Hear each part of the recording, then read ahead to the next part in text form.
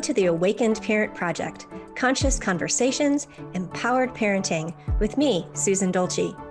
It's time to open our hearts and our minds to what it means to be a parent, exploring and expanding the ways we communicate, validate, and show up daily for our kids. With a parent-centric focus, you learn to become more present, a better active listener, more reflective, more engaged, and mutually empowered. Parenting isn't about perfection. It's about presence, honesty, self-compassion, unconditional love, and conscious communication. The Awakened Parent Project starts now.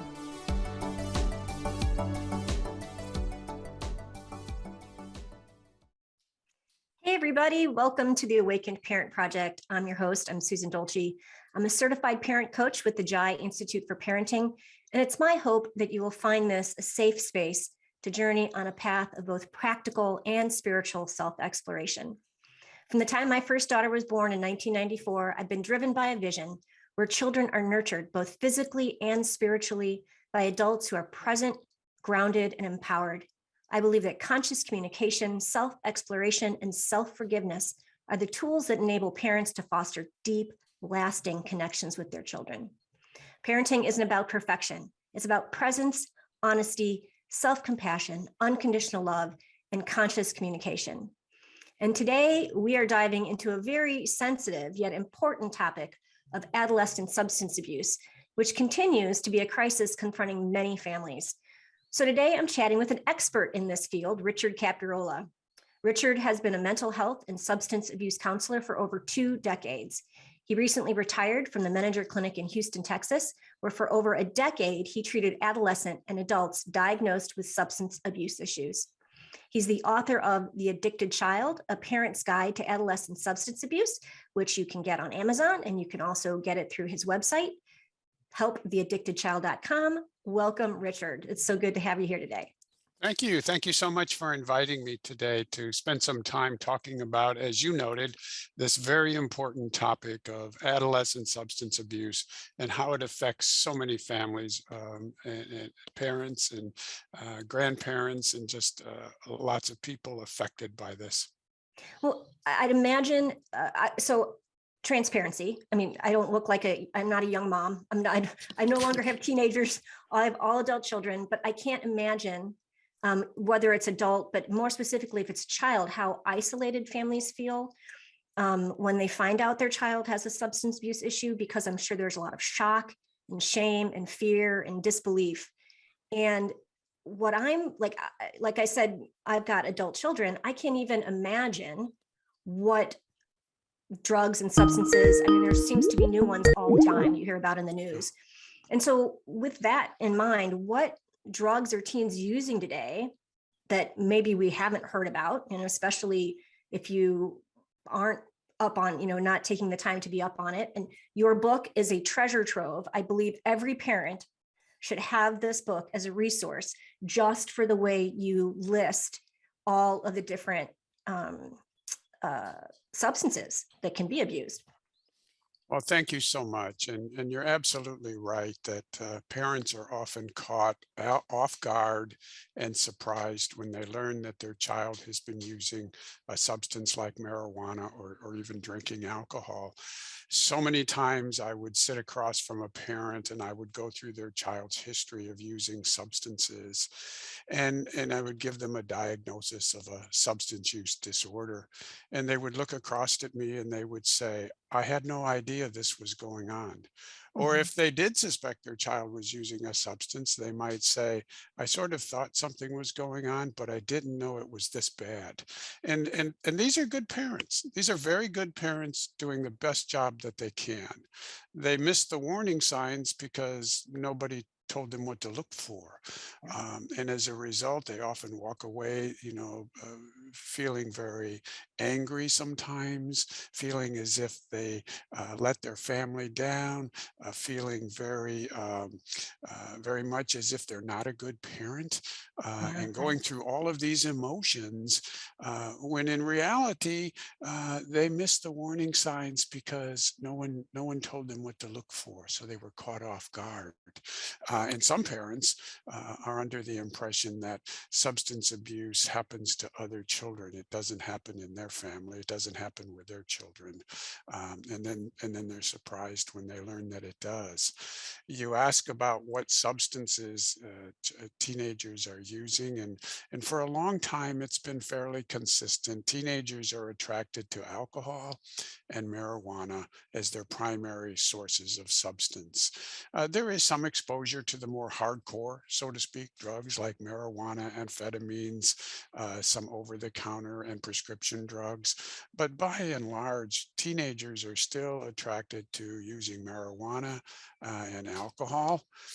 Prior to the pandemic, we had seen an alarming increase in teenagers who were turning to vaping substances like marijuana and nicotine. Vaping is a term that we use to describe someone who takes a substance like nicotine or marijuana, uses a vaping instrument that turns it into a vapor, and then they inhale it. Well, prior to the pandemic, for about 3 years, there had been an alarming increase in the number of teenagers that were turning to vaping. Um, Now, the pandemic had an interesting effect on teenage substance use. It actually brought down the percentage of teenagers who were using substances. For example, the percentage of high school seniors that were drinking alcohol during the pandemic dropped from 55% to 47%. The percentage of high school seniors that were smoking marijuana dropped from 35% down to 31%. And even among adolescents who were vaping, we saw a decline during the pandemic years. Now, about a year from now, we'll know, now that kids are back into the traditional classroom setting, if the decline is maintained or if we see a spike back increase in substance use among teenagers. Do you think that was fueled by lack of accessibility, or that maybe they're just maybe because they weren't in the classroom, there was less anxiety? I remember in your book, you said a lot of the times kids will say that they smoke weed because it makes them feel less anxious.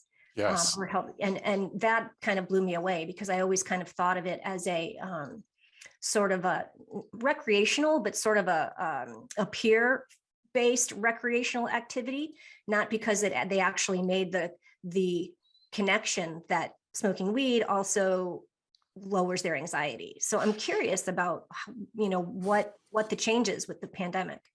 I think the decline is attributed primarily to the fact that during the year, kids were removed from their social environment. They were removed from their extracurricular activities, and they were pretty much isolated at home doing online learning. Didn't have as much exposure to peers. Didn't have as much time away from home, and I think that was a big factor that caused the decline in substance use that we saw. Now, as kids are back into the regular school system, engaging with their peers and getting involved in social and athletic activities, it'll be interesting for us to see if there's a rebound, if we see an increase in substance use during this academic year. But although we saw a decline in substance abuse during the pandemic year, we saw an increase in mental health issues. And I think we're just scratching the surface for both adults and adolescents on what the pandemic caused among mental health issues. The teenagers reported higher levels of anxiety, higher levels of feeling anger, feeling depressed, feeling very anxious. And I think a lot of that was due to the pandemic. But quite honestly, for 10 years prior to the pandemic, we'd already seen an alarming trend in terms of mental health needs for adolescents. The pandemic, I think, just sort of added fuel to what we were already seeing. Yeah, I really pray for the generations that are coming up, that they get the help that they need, especially through the school systems, as they can identify that. Yes. I have a question about the vaping.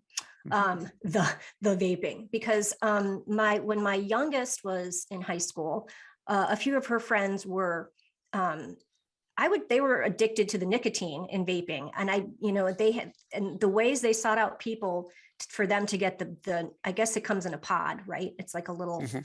little pod. Yeah.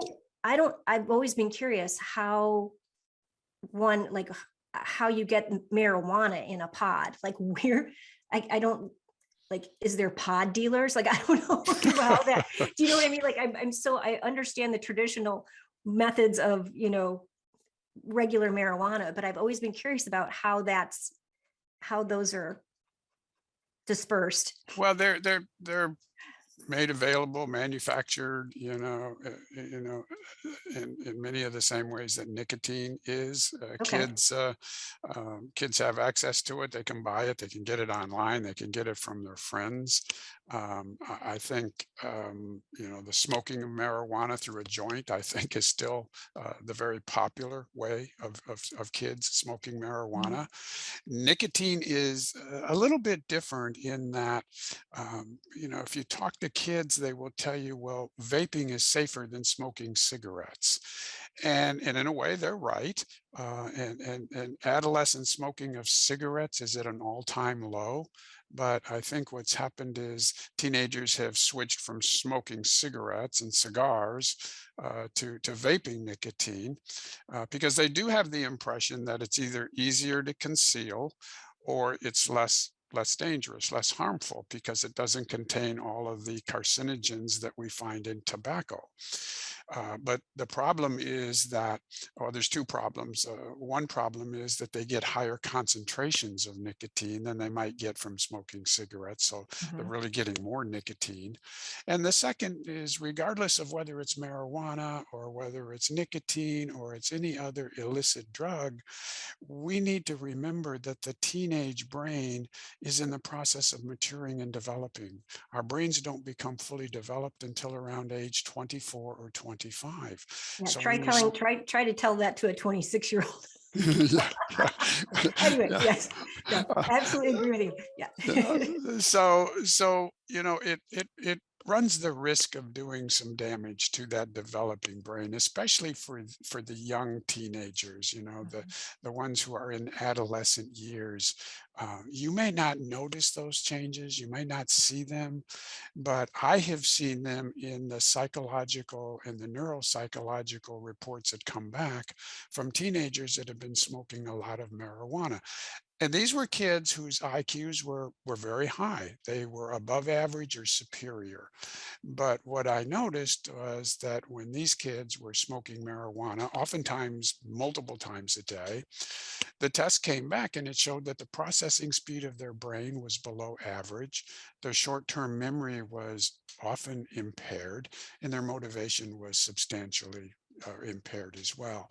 So you might not notice some of these subtle changes going on in the brain, but chances are that that the drug might be producing some changes in key areas that that child will need either later in school or later in life. Yes, yes, indeed. And these are all things I feel for parents that, like when we started the show, that find themselves in these situations. I can't imagine how scary it is. Yeah, it's scary. We're gonna take a quick break, and we come back. I want to talk about what the difference is between teen addiction and adult addiction. Okay. Today, I have Richard Capriola. He's the author of The Addicted Child, and we'll be right back.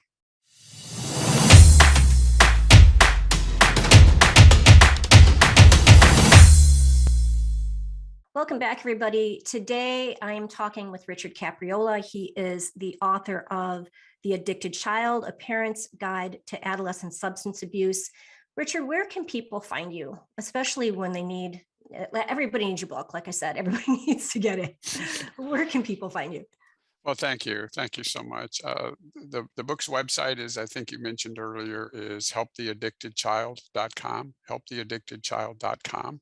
I would encourage everyone to visit that website. There are some articles on there. I have an article on how the pandemic affected teenage substance use. There's another article on mental health, and I have listed 10 easy, quick questions that you can ask your teenager to check in from time to time on on their mental health.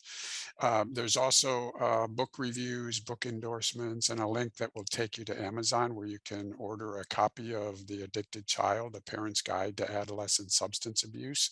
It's available as a paperback or Kindle. I kept it to about 100 pages because I know parents are busy. They don't have time to read volumes of information.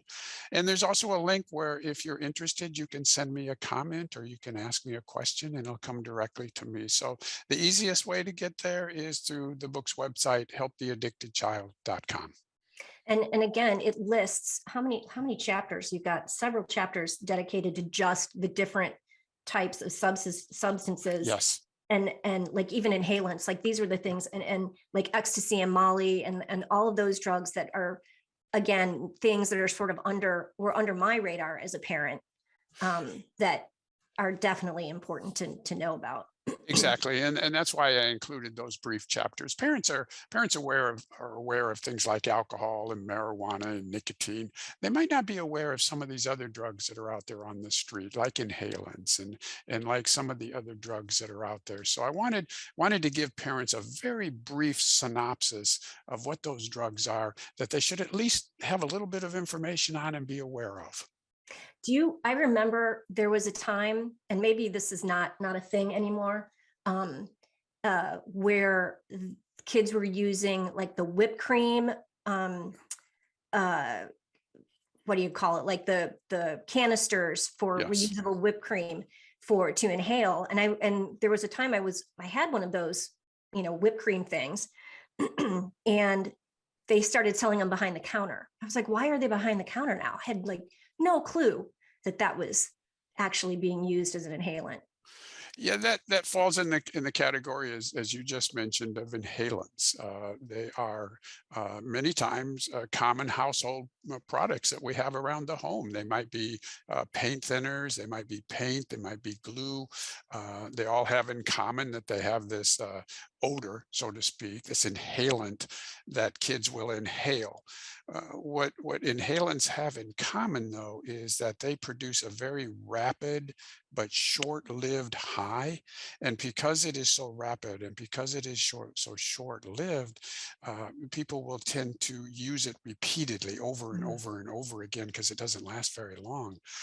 And that can be even more damaging to the developing brain. And we tend to see this in adolescents and pre-adolescents that are very young, before they move on to things like alcohol and marijuana. So they might be pre-teenagers, they might be early age teenagers. And as I say, the access to these inhalants is so easy because many of us have around our home these household products that have this inhalant characteristic to them. So as a parent, you need to sort of take inventory and see if you have any of those around the house and then secure them. Mhm. So before the break, I mentioned that I'd like for you to explain what the difference is between teen addiction and adult addiction. Yeah, I think that's a great question. I think there are two differences. The first we talked a little bit about, and that's brain development. After around age 24 or 25, our brains are fully matured. So one of the difference between adolescent addiction and adult addiction is brain development, the difference between the adolescent brain and the adult brain. The second difference is in consequences. Adults who are addicted to a substance have often faced catastrophic consequences. Uh, they might have lost a job. They might have lost a marriage. They might have been incarcerated. These are catastrophic consequences that adults, unfortunately, who are addicted, oftentimes face. Adolescents, on the other hand, have very few, if any, catastrophic consequences. Their big consequence usually is their parents coming down on them or restricting them or yelling at them, but they haven't faced the kind of catastrophic consequences that an adult addict has faced, unfortunately. Losing a job, losing a marriage, alienating their family, or being incarcerated. So adolescent consequences are significantly different than adult consequences when it comes to addiction. When, again, my youngest daughter was in high school, several of her close friends suffered from addiction. And at least one, I know for sure, participated in one of like the rehab camps, like over the summer, where you kind of like a wilderness camp. Do you have any opinion on whether these programs work? Or, I mean, I guess it depends on the willingness of the child to want to change the behavior. Well, the wilderness camps provide a very, I think, beneficial service to a certain population of teenagers that are very resistant to treatment. When I was at Menninger Clinic, we often would refer a child to a wilderness program or to a longer term treatment program because the issues that they were facing, either mental health and substance abuse, were so severe that they needed a longer term treatment. A wilderness program does a very good job with getting children motivated for treatment, because many of the children who go to a wellness program go there reluctantly, are very resistant to treatment.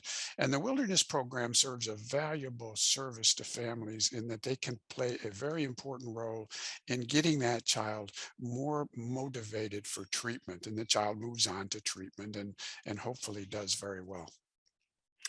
So we were talking about, you did mention some of the reasons why teens use substances, but you mentioned in the book, anxiety, trauma from bullying, things like that. Like, it's quite often more than just social or peer pressure.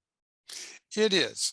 There are a lot of reasons why teenagers are attracted to drugs. Some of it is peer pressure.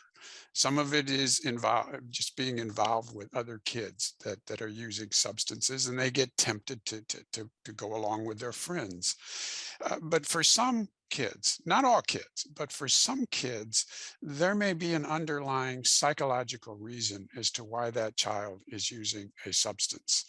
The example I would give you is that many of the teenagers that I worked with when I was at Menninger Clinic who were using marijuana, when I asked them to help me understand why they were smoking so much marijuana, the number one answer that came back was, "It helps me with my anxiety."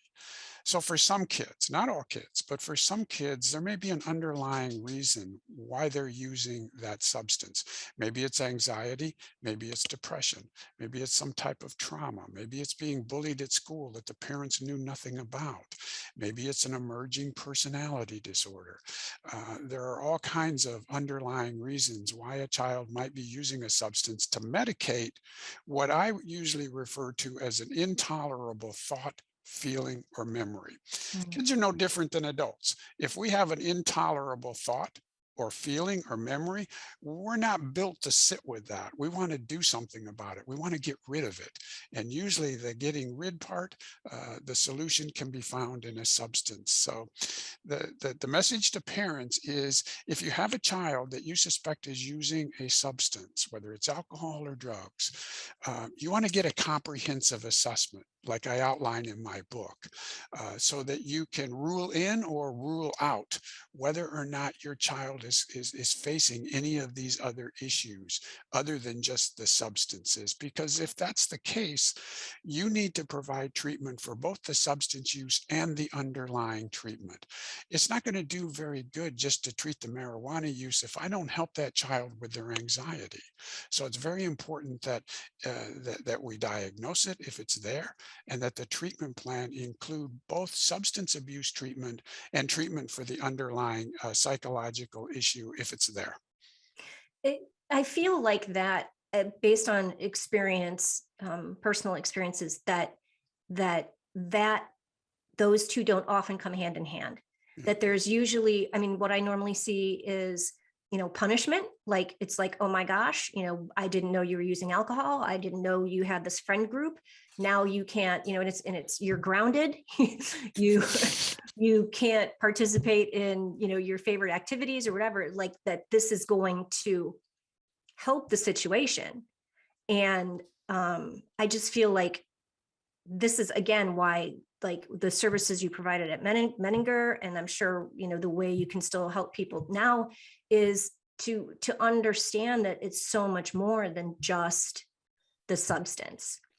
It, that it's it, not just, yeah, it's not just drinking beers with your buddies. Like there's so much more going on.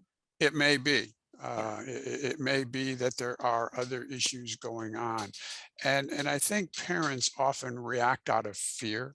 Mhm. And when they discover their child is hanging around with friends drinking alcohol or hanging around with their friends smoking marijuana, we become very frightened as parents. And that's a normal reaction. But then we often want to do exactly as you say. We want to come down on the child. We want to punish them, so to speak, when what we should be doing is having a conversation with our child about what we're observing and how we're feeling about it. Don't attack the child. Don't threaten the child. Don't punish the child. You want to approach the discussion from an inquiring point of view. I'm seeing these behaviors, or I'm observing this. Can you help me understand why I'm seeing this? Now, that's a discussion that's likely to go one of two ways. The child's going to, it's either going to blow up and the child's going to get angry and defensive, or you might go the other way and you learn some things. But regardless of how that discussion goes, um, if you're still concerned as a parent, you need to move to the next stage and get the assessments from the professionals done so that you can get a diagnosis if it's appropriate and get a treatment plan if it's needed. Wonderful, wonderful advice. We're going to take another break. You're listening to the Awakened Parent Project, and we'll be back in a little bit.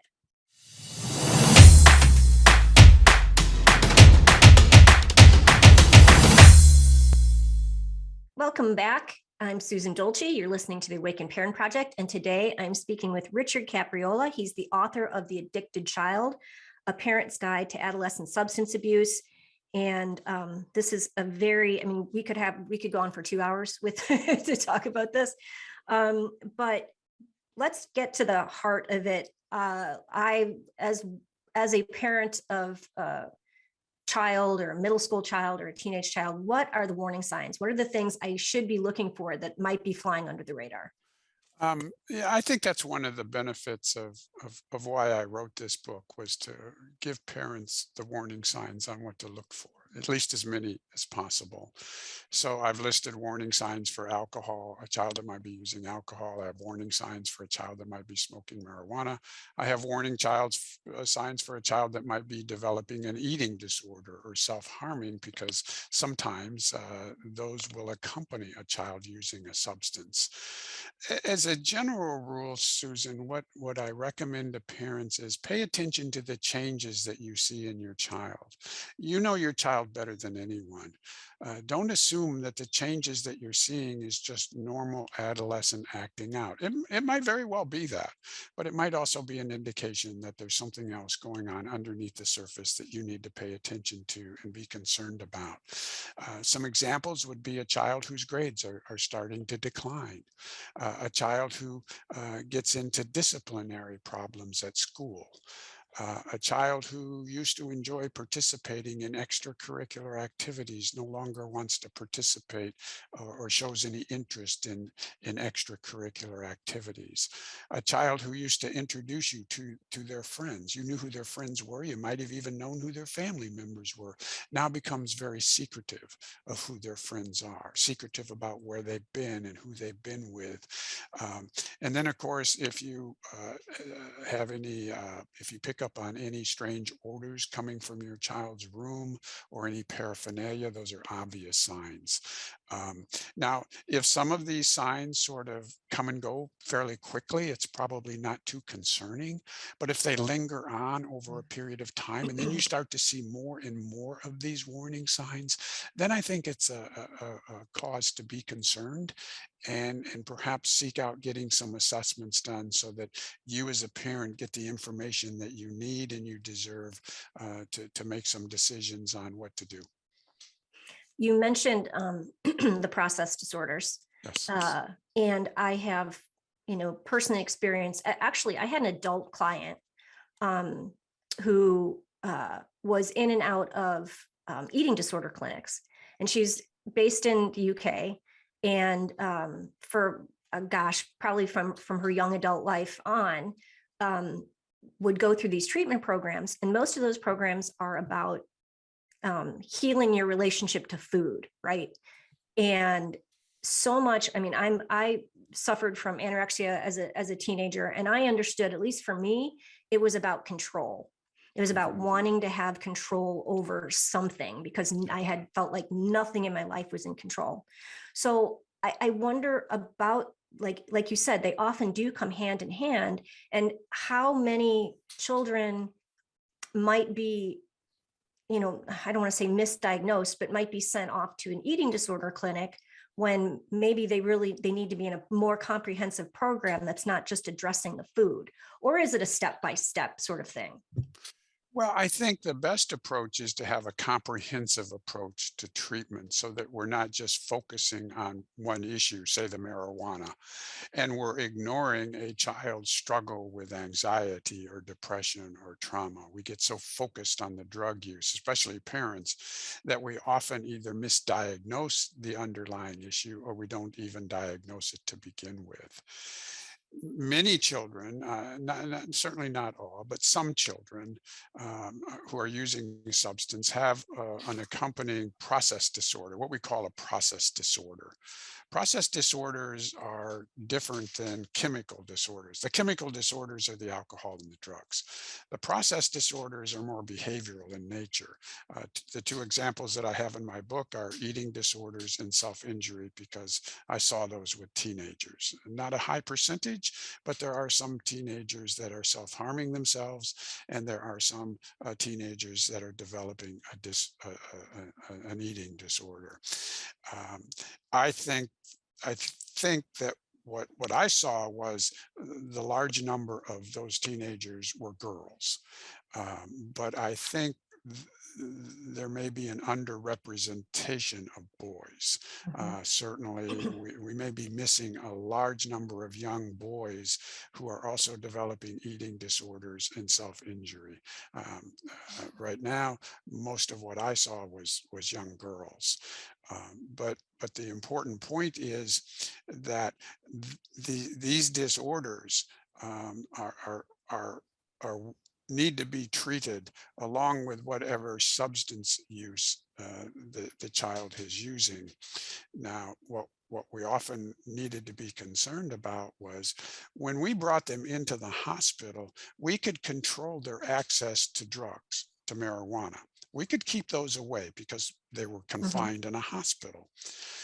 But what we noticed was that when they didn't have access to the marijuana as a coping skill, the other coping skill spiked up. So the Mhm. self-injury tended to try and increase. And that's just a child's way of trying to medicate whatever issue that they're struggling with. If you take away one coping skill, they find another coping skill. If they have two different coping skills and they can't get to one, they're going to use the other one. So it's very important that we diagnose these children, and that if they have these other underlying issues, that those get treated right along with the substance use. Is that common? Are most of the programs like that? There are some very good programs that I referred teenagers to that are what we call dual diagnosis. They treat not only the substance use, but they treat the underlying psychological issues, and those are dual diagnosis programs. And there are some really very good, outstanding programs around the country. I think many programs recognize that if a child comes to them while their primary emphasis might be substance abuse, that oftentimes there's an underlying issue that needs to be treated as well.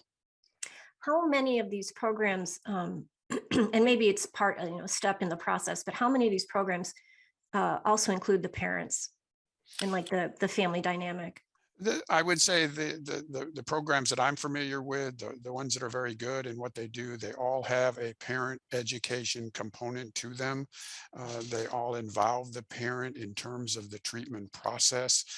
Many of them have programs where parents can visit the treatment center and they do like in-service training for the children. When I was at Menninger Clinic, we would invite the parents to come in and they would spend an entire day and they would go through meeting the staff and getting an education and learning about these different issues.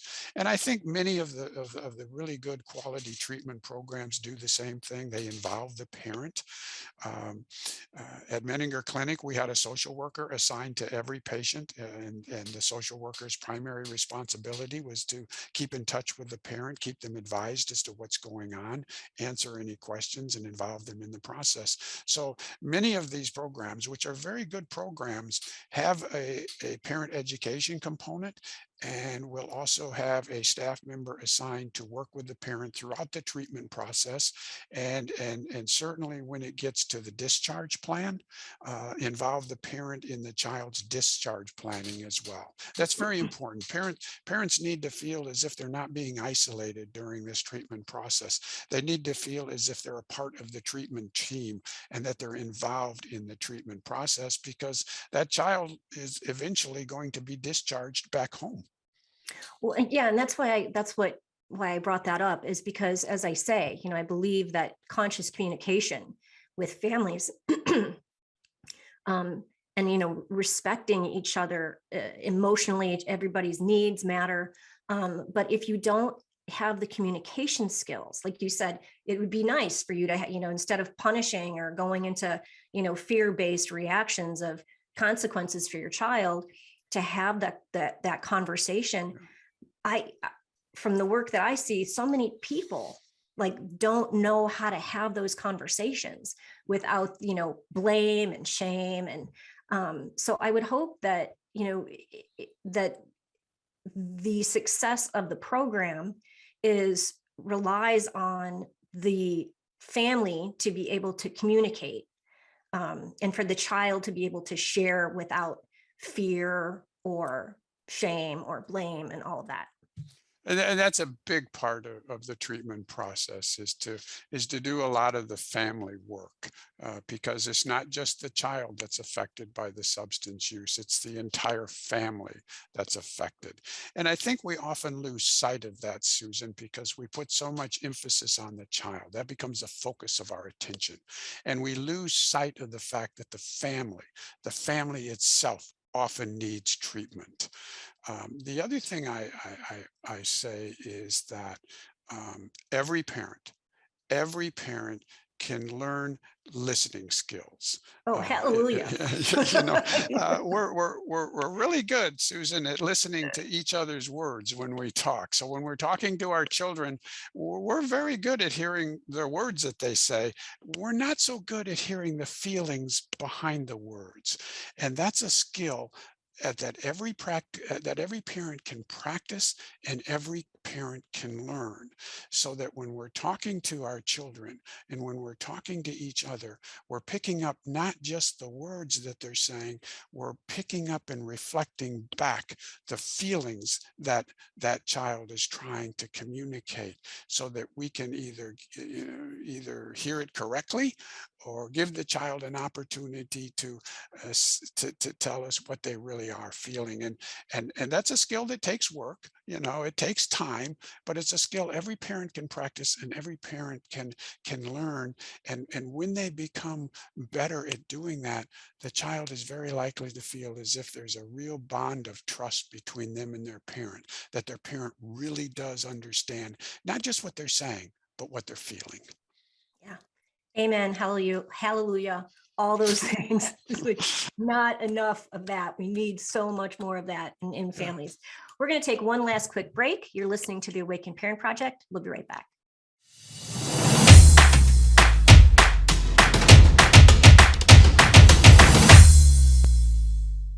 Welcome back. Today we are talking with Richard Capriola. He is the author of The Addicted Child, A Parent's Guide to Adolescent Substance Abuse. You can get his book on Amazon. You can also go to his website, which is helptheaddictedchild.com, and get this book. I have it on my Kindle. You can also get, as Richard said, it comes in a hard copy. I think any parent with middle school to high school age children, as I've said, should get this. It's like a Bible for substance abuse. He lists everything. It's an easy read. You're very conversational. It's very informational. Like you said, parents are busy, so you wanted to make it easy for them to have access to this information. And it really, really is super informative. And I think what you do too is and this is going to be one of my last questions, is you try to help the parent feel like it's not their fault. Like, what did I do? I must have done something wrong. How did my child, and that it really is a dynamic. And so if you suspect your child is using a substance and you're like, oh, I found a joint in their backpack, or, I found a beer can in the trunk of the car or whatever, what's the first thing they should do? The first thing they should do is have a conversation with their child. Sit down with the child and talk about, what you've observed, what you've seen, whether it's, physical evidence or behavior changes. Don't threaten the child. Don't argue with the child. Don't ground the child, but just very calmly have a conversation, express either what you've seen or the behaviors that you've observed, express that you're concerned, and invite the child to help you understand what you're seeing and why you're seeing it. The child may cooperate and give you some information, or they may shut down and get angry. But regardless of how that goes, as a parent, if you're still concerned, you need to move to the next step and get the assessments done from the professionals so that you can either rule in or rule out whether or not there's an issue, whether or not there's an underlying psychological reason going on, and if needed, get some advice on what the next steps should be and what kind of treatment would be most helpful. So with that in mind, with what you just said, um, where would I even go to, like, what's my first step in getting the assessment? Like, do I find, like, do you know what I mean? Like, if it happened to me today, I wouldn't know who the first person I'm supposed to reach out to is. I would say that you have several options. First of all, certainly talk to your school counselor, Okay. or talk to the school social worker. These schools pay social workers and psychologists and counselors to be there for you as a parent and for your child. So I would begin by having a conversation with the school counselor or the school social worker. Many of them can do a very preliminary assessment for you, and from that assessment can give you advice as to whether or not you need to move on and say see a psychologist or a neuropsychologist to get a little bit deeper assessment of what's going on. They can also advise you of other people in the community, give you referrals on psychologists and neuropsychologists, addictions counselors that you can follow up on if they think that's advisable. Another source would be your community mental health association. They might be able to provide a good resource and referrals for you. They're also a good source for support. A lot of these mental health associations have parent support groups, and I would recommend that every parent who is going through this build a support system around yourself. It's not just your child that's going to need support and help. You're going to need it as well as a parent. So build yourself a support system. Maybe it's another family member. Maybe it's a good friend.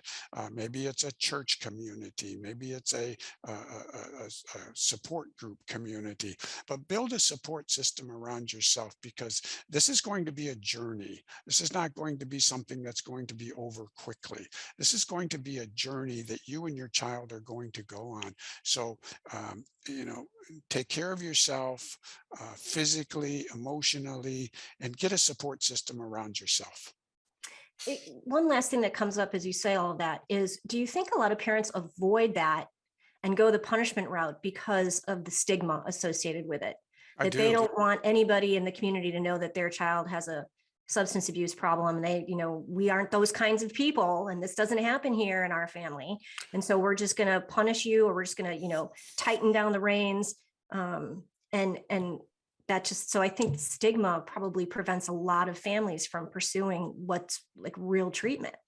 I think you're right. Unfortunately, there is a stigma with addiction that we don't see with other disorders like mental health disorders, or even medical disorders. With addiction, it carries a very negative connotation, a stigma. It's not recognized as a disease, which it really is. And I think many parents feel ashamed. They don't think it can happen to them. They don't think it can happen in their community. And that causes them to feel isolated and afraid and have to deal with all of these emotions by themselves. And that's unfortunate because, believe me, this can happen to any family.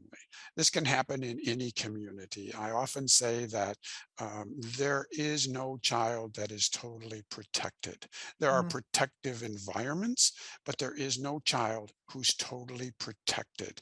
It doesn't matter where you live. It doesn't matter what your level of income. It doesn't matter what church you go to. It doesn't matter what school you send your child to.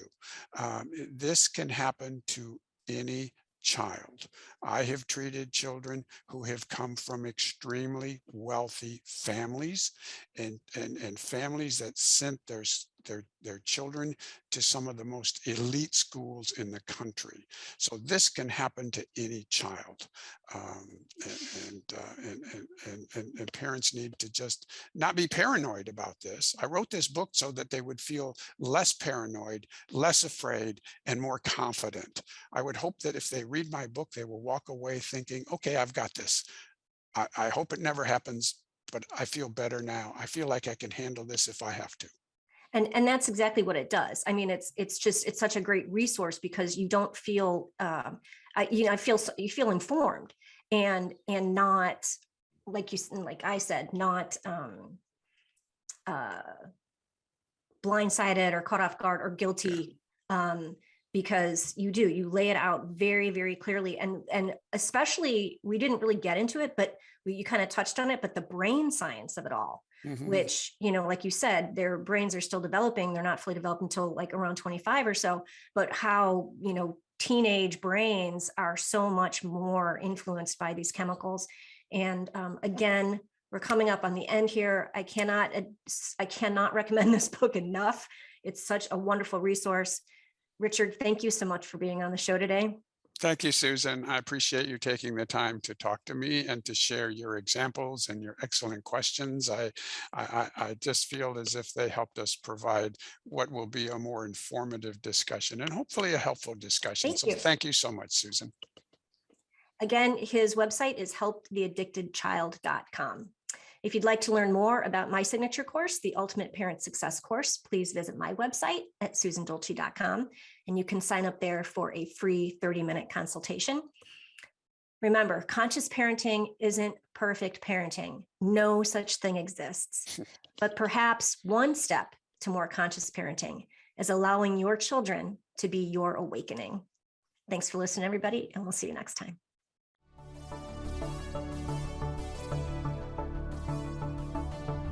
Thank you for being a part of the Awakened Parent Project.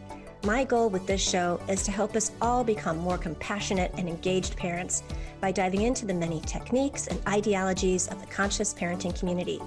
This is a safe space to embark on a practical and spiritual journey of self-exploration and expand our ideas about conscious parenting. Got thoughts, questions, ideas? I want to hear from you. Reach out to me if there's a topic you'd like to hear covered on the show, or to share your conscious parenting story by visiting susandolci.com.